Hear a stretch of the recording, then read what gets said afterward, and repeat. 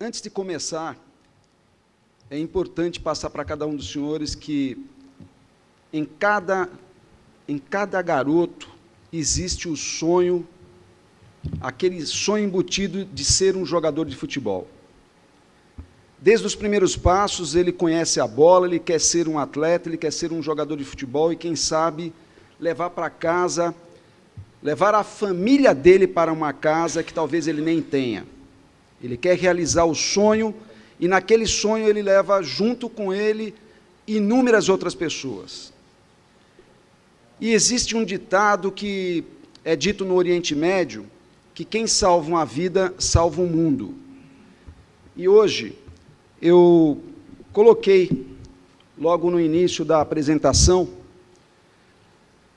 o símbolo do sindicato, para dizer o seguinte: quem salva um sonho de um atleta, de um garoto, não está salvando simplesmente o sonho de um garoto, mas ele pode estar salvando vidas, e se ele está salvando vidas, ele está salvando mundos.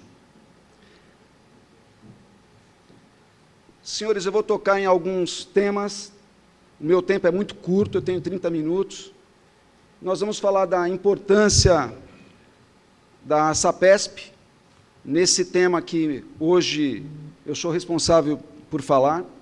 Nós vamos falar também sobre atletas vítimas de agressão, sobre o tráfico de atletas, o uso de documentação falsa nesse tráfico, nessa coisa de sabotar ou cometer crimes para obter ganhos pessoais em cima de atletas. E também a manipulação de resultados. E, por final, falar um pouquinho da SAPESP no TJD. Bem, deixa eu pegar aqui o outro microfone. Se os senhores observarem, qual que é a importância da SAPESP? Como eu falei, é a busca de proteger sonhos. O que eu observei no trabalho do pessoal da SAPESP, seja pelo seu presidente, pelos seus diretores, pelo seu vice-presidente, por todos aqueles que ali se encontram, é a busca de proteger de uma forma legal tanto o clube como o atleta. Porque os clubes, pelo que eu percebi nas minhas investigações, pelo que eu pude documentar, os clubes procuram o sindicato, procuram o presidente, para que alinhe, para que acerte condutas de um lado e do outro, para que faça a intermediação e para que o esporte continue fazendo a sua verdadeira função. Então, na proteção de clubes e atletas, promovendo a defesa dos mesmos junto aos órgãos judicantes, sejam eles na esfera civil ou criminal. Por que na esfera civil ou criminal? Tanto nas questões monetárias, nas questões de pagamentos salariais, como nas questões criminais, onde os atletas vivem situações similares a escravos. As imagens, elas falam por si só. Nós temos aí a figura do Mauro, onde ele se reúne com atletas, junto com outros diretores, junto com o corpo jurídico, e buscam o quê? A defesa daqueles que estão tentando realizar o sonho e passando fome. A gente encontra, então, uma situação degradante, onde os atletas não possuem as menores condições de sobreviver, de existir como atleta ou como pessoa. E também não possuem condições de receber seus salários para levar para casa e sustentar sua família. Nós temos um vídeo agora, onde nós vamos falar sobre a agressão aos atletas. Eu vou dar rápidas pinceladas e depois eu vou lá no final chegar a um conjunto total do que nós estamos falando. Por gentileza, os senhores poderiam colocar o vídeo? Acompanhou tudo aqui, o desembarque da Ponte Preta, a gente ia entrevistar os atletas, quando chegou um grupo de cerca de 30 torcedores, né? A gente tem imagens aí, e na medida que os atletas iam saindo do desembarque, os torcedores começaram a xingar bastante, a protestar, palavras pedindo raça, ameaçando agredir os jogadores caso a Ponte Preta seja rebaixada para a Série B, e o Luca retrucou um desses torcedores, e aí começou uma confusão focada no atacante Luca, que é o artilheiro do time do Campeonato Brasileiro da Série A com 10 gols. E quando eles começaram a ir para cima do Luca, que retrucou, um grupo de seguranças fez um cerco em volta do Luca para proteger ele, que os torcedores estavam muito raivosos, indo para cima, xingando, tentando agredir de qualquer jeito o atacante Luca, que foi protegido pelos seguranças, e ficou essa confusão toda no trajeto do desembarque até o ônibus, né? Eles conseguiram embarcar aí o Luca no ônibus da Ponte Preta, e a Ponte Preta muito revoltada com essa situação, os jogadores todos foram agredidos verbalmente, todos eles. Foram para o 4º Distrito Policial registrar um boletim de ocorrência contra essas pessoas que vieram aqui fazer esse protesto, essas agressões verbais, enfim, essas agressões físicas, né? A Ponte Preta confirma que 3 membros foram agredidos, o Fernando Bob, capitão do time, o atacante Luca foi agredido fisicamente, assim como o gerente de futebol Gustavo Bueno, todos eles estão lá registrando um boletim de ocorrência no 4º Distrito Policial, né? Então, os senhores perceberam que houve essa agressão, houve uma manifestação de forma injusta contra os atletas. E por que eu coloquei esse vídeo? Eu estava com a minha família quando, de repente, eu recebo uma ligação do sindicato dizendo: olha, nós estamos com problemas lá em Campinas, no aeroporto, no desembarque dos atletas. E nós entramos em contato para verificar o que estava acontecendo e realmente se tratava de uma questão criminal. Perguntei para o Martorelli qual a situação que se encontrava alguns atletas, se tinha alguém machucado e como que o corpo jurídico iria proceder. Ele falou: olha, já estou encaminhando o pessoal do nosso jurídico, eu precisava de um apoio para verificar a questão da delegacia. Bem, por que eu passei isso? Porque não é o primeiro caso, não será o último caso.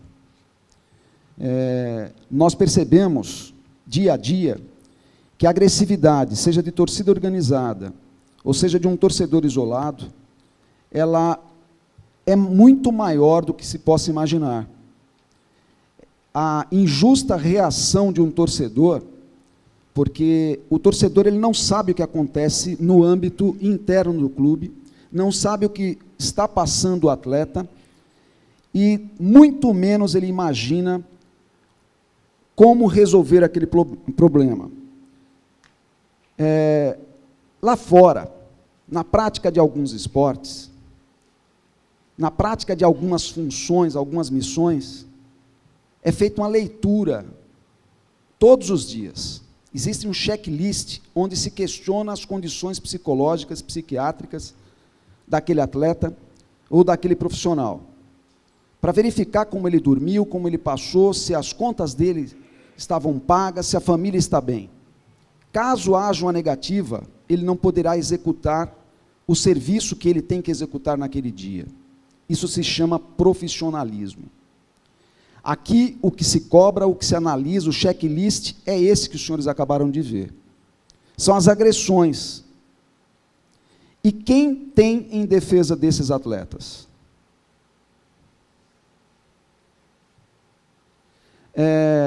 Na última terça-feira, entrou uma lei em vigor, a Lei 13.444. Desculpe, ali está errado aquele número, é 13.444. Essa lei, ela trata sobre tráfico de seres humanos, num todo. E ela atende uma lacuna que o Brasil possuía, referente ao Pacto de Palermo. No seu artigo 2º, ela fala sobre o enfrentamento. Por que eu trouxe essa lei para o conhecimento de todos aqui?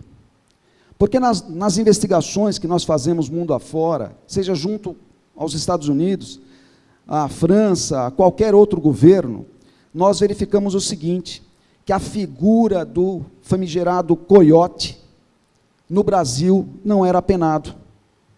Ou seja, O indivíduo, ele explora a mão de obra, ele ganha dinheiro em cima daquela pessoa, escraviza o trabalho dele, e ele não era penado, ele simplesmente respondia ali por um crime de estelionato, respondia muito forçosamente por uma formação de quadrilha se tivesse mais de 3 pessoas junto àquela organização criminosa.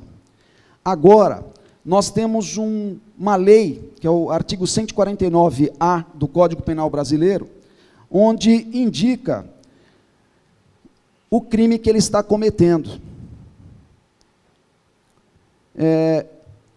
Exatamente, pode ser na questão dos órgãos, pode ser por submeter a trabalho em condições análogas à escravidão, e submeter a qualquer tipo de servidão. Ou seja, a lacuna que existia no trabalho investigativo, no trabalho policial, no trabalho do corpo jurídico, seja de onde for, e do judiciário, acaba de ser preenchida. Nós estamos aí verificando que aqueles que manuseavam de forma ilegal, injusta, a vida dos sonhadores, dos garotos, daqueles que são levados para fora, como o caso do Rai, como todos os outros casos que a gente vê nas investigações, que a gente tem conhecimento e trabalha, agora essas pessoas vão responder de uma forma mais pesada, porque ele será punido uma pena, será penado entre 4 a 8 anos de reclusão. Não vai ficar de graça. Outra coisa, o que dói para um policial quando ele tem que se infiltrar 5 vezes numa fronteira de um país, como eu me infiltrei? Você resgata 8.500 pessoas em trabalho escravo, e o criminoso, o brasileiro que cometeu aquilo, fica menos de 1 ano preso. E não entrava em lei alguma ligado àquele crime propriamente dito que ele tinha cometido, porque não existia essa figura penal. Agora, na terça-feira entrou isso, e isso vai pesar muito na questão das investigações, na questão dos clubes, na questão da figura daquele que se diz protetor, entre aspas, do sonho de um garoto, que são aqueles que vendem os passes, que estão ali levando de um lado para o outro. Agora eles vão ter que repensar nas suas atitudes. Então, continua a lei ela é muito abrangente, ela fala de cada questão, e ela também toca num assunto muito importante, na questão daqueles que chegam ao Brasil. Nós estamos recebendo todo tipo de mão de obra, seja do Haiti, seja da Bolívia, seja de qualquer outro país do mundo, que esteja ali numa situação de guerra, qualquer coisa, mas agora eles podem ser recebidos como seres humanos com total direito de vida e protegido. Eles não podem mais ser explorados como vinham sendo explorados. Só para os senhores terem uma noção, um passaporte falso, para levar uma pessoa de um canto a outro, custa, em média, $15 mil. Se o passaporte custa $15 mil, quanto custa o resto? Por gentileza, os senhores poderiam colocar o próximo vídeo? Jogador com um documento falso tira o Paulista de Jundiaí da final da Copa São Paulo de Futebol Júnior. O Batatais será o adversário do Corinthians na quarta-feira. O zagueirão do Paulista de Jundiaí não ficou famoso por um gol ou pela empolgação nas comemorações dos gols, e sim pela confusão em que se meteu. Chegou dizendo que era Brandon e que tinha 19 anos, mas o reconheceram. Mas nesta súmula do São Gonçalo, de 2014, foi escalado como Elton Mateus. O verdadeiro Brandon está no Rio de Janeiro, preso. A A notificação do caso foi feita pelo presidente do Batatais, que recebeu informações de ex-colegas do atleta de que o jogador estava atuando com nome falso. O time que perdeu para o Paulista nas semifinais protocolou a denúncia aqui na Federação Paulista de Futebol no sábado de manhã, antes do jogo de domingo. E hoje saiu a decisão. O Paulista está eliminado e fica fora da final da Copa São Paulo. A gente não tem prova nenhuma contra o clube. O clube está de boa fé. Mas o jogador, que esse atleta que a gente não sabe quem é, sim. Então, quarta-feira será Corinthians e Batatais. O jogador está desaparecido. Os colegas do Paulista ficaram tristes porque vão perder a oportunidade de participar do jogo da vida deles. É decepção, frustração, são sonhos perdidos, né? Já o Batatais comemorou a decisão do tribunal. Senhores, quando chega a este ponto em que não há preocupação num conjunto total dos atletas ali, quando se comemora que o outro caiu por causa de uma documentação falsa, é porque algo de muito grave está acontecendo. Nós necessitamos de uma coisa na nossa pátria. Falta moralidade, falta decência para a nossa pátria. O nosso povo está carente de gente decente. Nós não podemos admitir que pessoas, com o fim de lucrar alguma coisa, façam esse tipo de coisa que nós acabamos de mostrar. Uma investigação,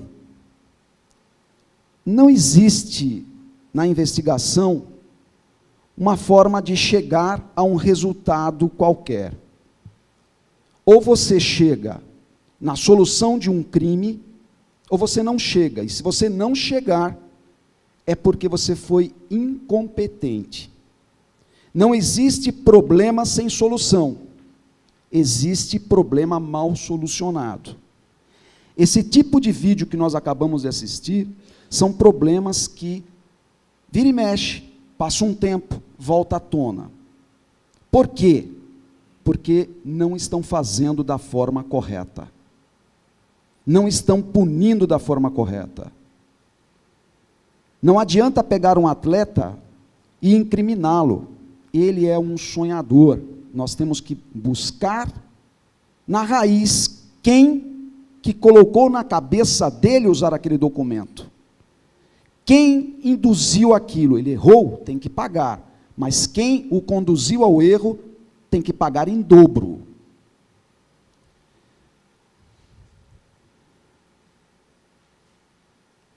No TJD, a SAPESP possui 2 vagas. 2 vagas para apresentar, para indicar ao Pleno. Numa delas, eu faço parte. Noutra, o coronel Reginaldo Blaskowski, ele, coronel do Exército, e também formado em Direito, ele faz parte dessa outra vaga. O que se observa? Diante de toda aquela cúpula que ali existe, diante de todo aquele trabalho que está ali, nós não percebemos a preocupação com o atleta. Nós não encontramos aquela questão de dizer o atleta necessita ser pensado aqui. Nós, quando sentamos, seja na cadeira de um policial, de um promotor, de um advogado, ou com a permissão, não sei se o digníssimo desembargador José Carlos se encontra aqui, de um juiz, nós temos que pensar na vida humana e nas vidas que estão ao redor. Existia um grande jurista italiano, Piero Calamandrei, que ele dizia o seguinte: meu pai, que foi um grande advogado, sempre me ensinou que o juiz nunca está errado.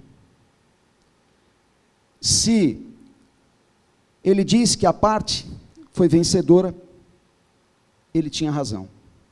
Se ele diz que a parte foi perdedora, ele tinha razão. O juiz nunca está errado. O que eu quero dizer? O juiz, óbvio, nós sabemos aí, e os senhores devem estar pensando, nem sempre, mas, num Estado democrático de direito, e numa pátria onde as coisas realmente caminham como devem caminhar, o juiz só erra se a defesa não souber apresentar a justa e honesta produção de provas. Ou a outra parte o fizer errar. O convencimento foi errado. Atualmente nós temos uma investigação grande a respeito da FIFA em andamento.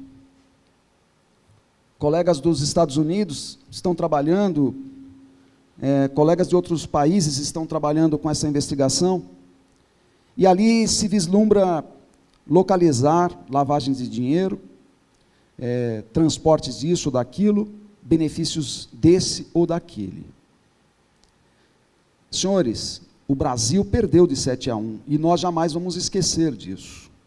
Se perdeu de 7-1, algo muito errado vem acontecendo. Nas nossas investigações, o que se observa é que o erro está realmente na raiz da coisa. Nós temos que buscar não só colocar quem tem dinheiro ou protegido, mas nós temos que começar a selecionar os melhores, a indicar o caminho para os melhores. A competência tem que fazer parte. E aqueles que não têm condições de chegar no topo, que sejam preparados para ser alguma coisa no esporte que tanto eles amam. Eles não podem ser desamparados. De forma alguma podem ser deixados de lado. E de forma alguma, nós, na nossa investigação, podemos prevaricar, ou seja, deixar de exercer a nossa função de ofício. Dizer para os senhores que eu tenho muita coisa bonita para falar, eu estaria mentindo. O fundo foi colocado verde e amarelo, para dizer para os senhores o seguinte: nós temos que amar a nossa pátria mais do que qualquer coisa. Nós temos que, antes de amar a nossa pátria mais do que qualquer coisa, me perdoe, amar a Deus acima de qualquer coisa. Mas a pátria jamais pode ser esquecida, e quando nós falamos de amar a pátria, nós falamos de amar os nossos irmãos de pátria. E para fazer com que esse amor progrida, nós temos que ser sérios. Não perdoar o erro, não admitir o erro, e lá nos times de base, ensinar aquele garoto o que é correto, o que é digno de um ser humano, ensiná-los que o sonho existe e tem que ser realizado. Os clubes, nas nossas investigações, nós descobrimos muitas coisas. Nós descobrimos documentos falsos, nós descobrimos lavagem de dinheiro, nós descobrimos a falta de pagamentos, a sonegação. Mas temos que ser tolerantes com aquilo que é tolerável. Nós não podemos admitir as drogas do jeito que elas entram. Nós não podemos admitir que um atleta seja pisoteado como muitos o fazem. Nós precisamos acordar para fazer com que o esporte no Brasil seja uma coisa grande como sempre foi. Não no nome, não no passado, na glória do passado. Nós temos que ter glória no passado e vitórias no futuro. E para isso, nós temos que ser ajudados por todos. Seja eu na minha investigação ou na dos colegas, seja os senhores no trabalho de cada um dos senhores, sejam no clube, sejam no atleta que nós temos que recuperar, que está ali, jogado ao lado porque se machucou e não é mais interesse para o clube. Algo de bom ele tem dentro dele. Por isso, nós perdemos de 7-1. Não adianta sonhar com uma Copa do Mundo se não sonhamos e realizamos a correção dos nossos erros. Só acerta quem erra, mas só repete o erro, desculpe da expressão chula, quem é burro. É hora de colocarmos a cabeça no devido lugar, os pensamentos no devido lugar, e trabalharmos em prol do nosso esporte, da nossa nação. Martorelli, mais uma vez eu quero te agradecer, quero dizer que o tema é vasto, eu gostaria de abranger várias coisas, porque se nós pararmos para ver, só na questão de vendas de resultados, senhores, o valor que transita entre um lado e outro é de 4 bilhões a 5 bilhões de euros por ano. De 4 a 5 bilhões de euros por ano na venda de resultados, seja comprando o atleta, comprando o clube, o árbitro, seja nas apostas e tudo mais. É algo para se pensar, porque é quase o triplo da movimentação do que se arrecada com tráfico de drogas e armamentos. Junto. É algo para se pensar. Se queremos ser grandes, temos que pensar grande. Desculpe de não ter atendido, de repente, a expectativa de algumas pessoas, mas o que eu queria dizer, e eu comecei falando da SAPESP, e aqui, Martorelli, e a todos os senhores, não comecei falando da SAPESP por simples teimosia ou babando nos senhores, é porque eu vi em cada um dos senhores a dignidade e o trabalho justo e perfeito na busca da melhoria do esporte aqui, na proteção dos atletas. Tá? Eu vi muitos dos senhores trabalhando e sofrendo no trabalho. Então era isso. Muito obrigado.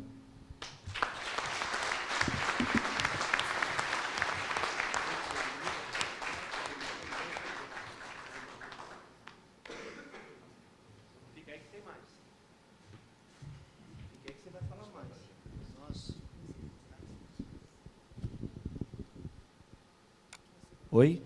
Nós não podemos não explorar mais a capacidade do Dr. Robson Feitosa da Silva. Dr. Robson Feitosa, primeiro, quando ele fala da SAPESP, é o Sindicato de Atletas Profissionais do Estado de São Paulo, tá? Para quem não conseguiu localizar. Mas o Dr. Robson, ele chega num momento importante de crescimento do Sindicato de Atletas, porque ele falou muito pouco de tudo que ele contribui para a evolução desse trabalho. Dr. Robson, com a experiência dele, com a capacidade de movimentação que ele tem sido um aliado importantíssimo.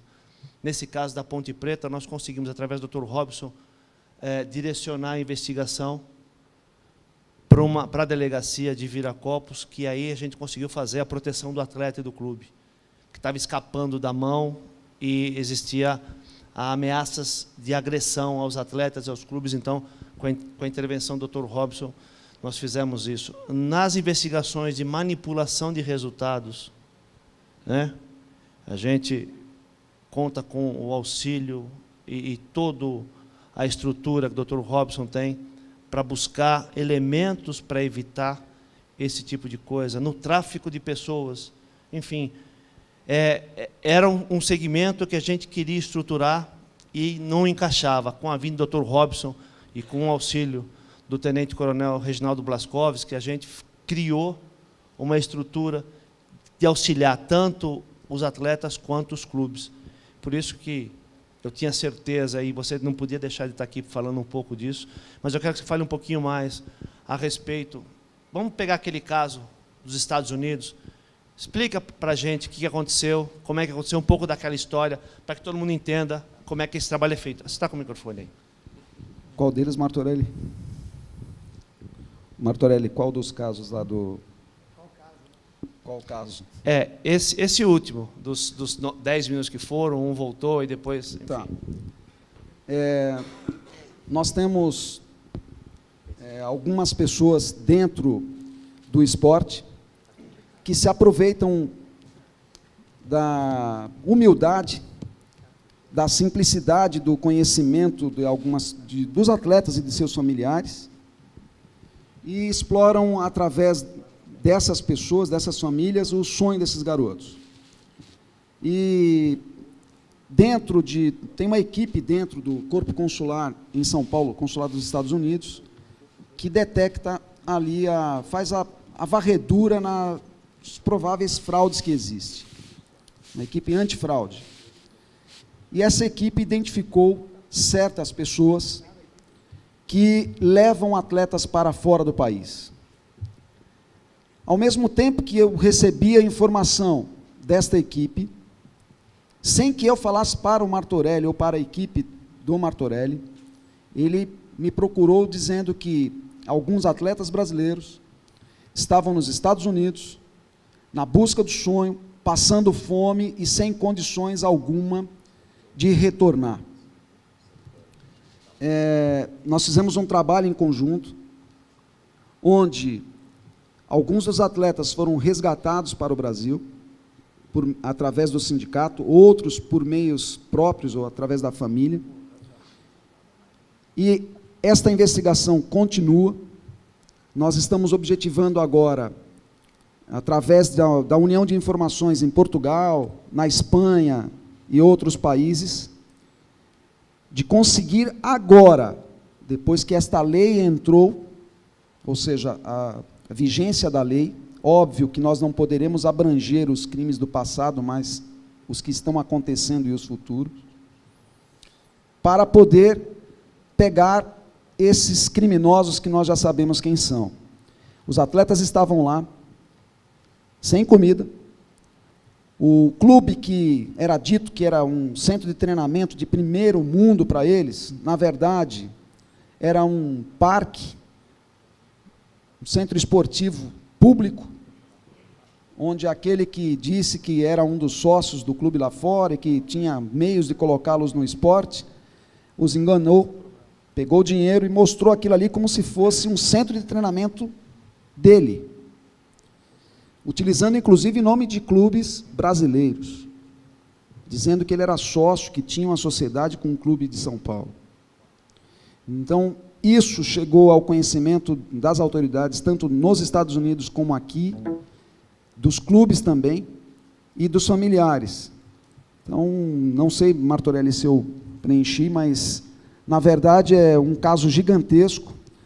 E o pior, esses criminosos, eles ameaçam as famílias dos garotos.